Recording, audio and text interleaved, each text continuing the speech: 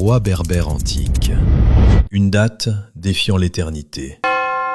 Nous sommes en 950 avant Jésus-Christ. L'Égypte antique est en plein chaos. Ses dynasties s'essoufflent. C'est le moment que choisit un homme pour changer l'histoire. Chaknak, un chef militaire berbère. Il ne se contente pas de regarder l'empire voisin, il le prend.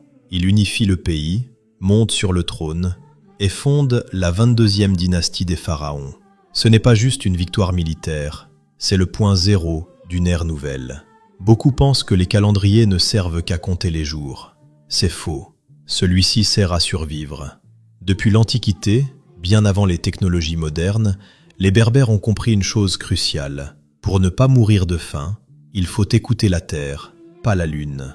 Ils ont calé le temps sur le soleil, sur les saisons. Tagrest pour l'hiver glacial, Tafsut pour le printemps.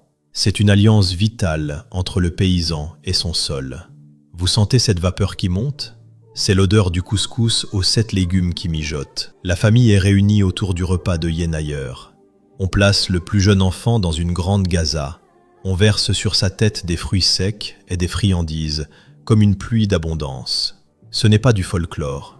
C'est un rituel sacré pour éloigner la famine et bénir l'année à venir.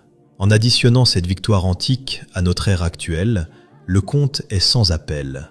Nous ne sommes pas seulement en 2026. Pour ce calendrier agraire, nous entrons en l'an 2976. Ce système a survécu aux Romains, aux conquêtes et à l'oubli. Il a même absorbé le calendrier julien sans jamais perdre son âme.